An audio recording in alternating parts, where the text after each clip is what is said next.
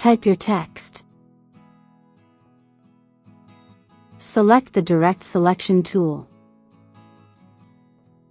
Go to Type. Create outlines.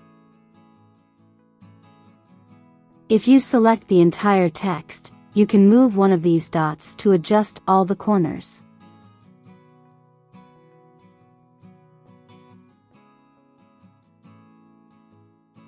You can also select some of the corners. If you move the dot now, you only adjust the selected corners. Select Corners to adjust the shape of the corner.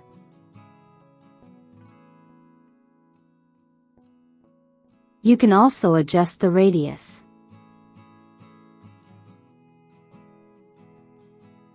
And that's how you adjust the corners.